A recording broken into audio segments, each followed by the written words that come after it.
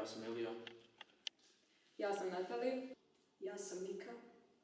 Ja sam Laura. Ja sam Ana. Na papiru sam se prijavila da upoznam nove ljude, nove kulture, tradicije te naučim nešto novo. Moje očekivanja su bila druženje, učenje kroz kreativne zadatke i izazove i mogu reći da su se ispunila. Sam se prijavila kako bi što bolje upoznala kulturu Portugala i kako bi s vršnjacima iz cijele Europe zapravo riješila probleme s kojima se nose osobe s invaliditetom. Na Erasmus sam se prijavila kako bi upoznala neke nove ljude, njihove kulture, njihov način školovanja i proširila svoje vidike i to su bila moja očekivanja koja su većinski ispunila.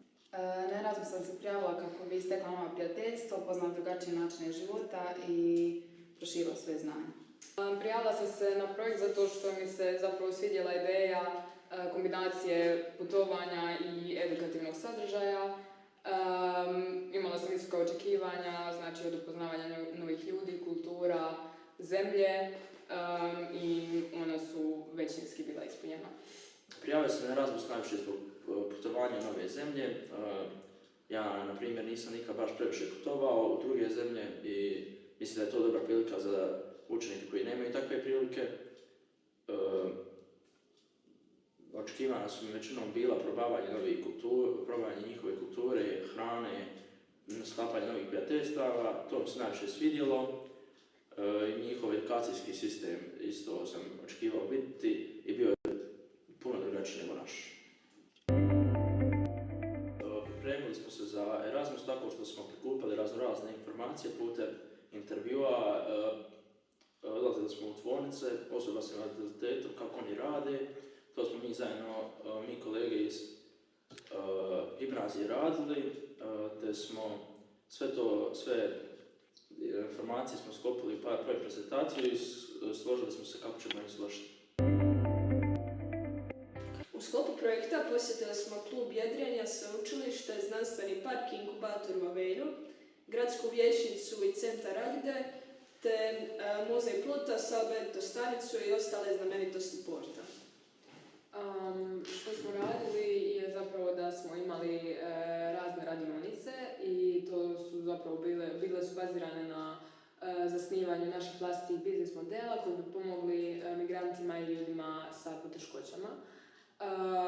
Te biznis modele smo osnivali u različitim timovima koji su bili internacionalni i osim toga, kao što je rekla Nika, smo turistički obišli znamenitosti Portugala.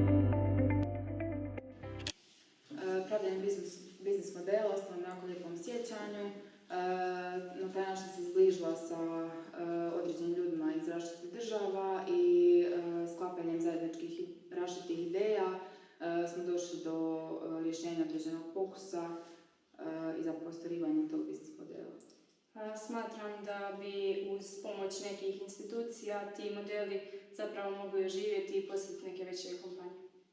Također što nam se svidjelo je bio zapravo taj timski rad u grupama i to s ljudima iz drugih država, možda s ljudima koji imaju drugačiji zapravo mentalitet od nas i možda nam je to zapravo dalo vidjeti da za neku dobru i uspješnu ideju je potrebno više od jedne glave.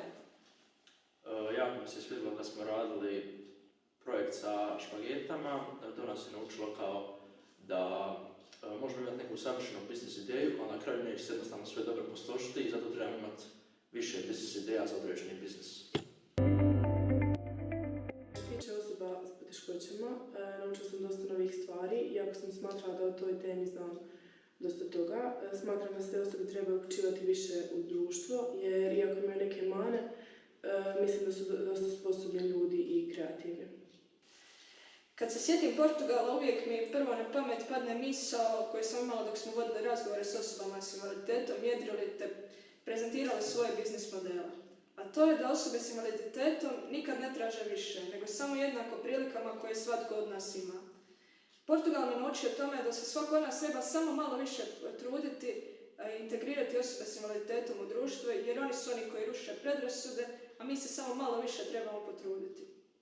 Mislim da smo bili svjesni problema i poteškoća s kojima se susreću migranti i ljudi s invaliditetom, ali smo sada definitivno u pravom smislu te riječi postali osviješteni i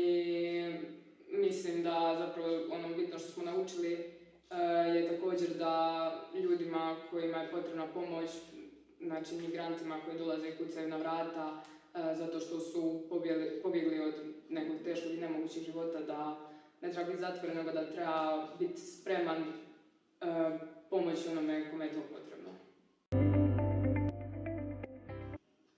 Erasmus Plus projekt bih preporučila svima jer smatram da je to najbolja prilika koja se može pružiti jednom srednjoškolcu.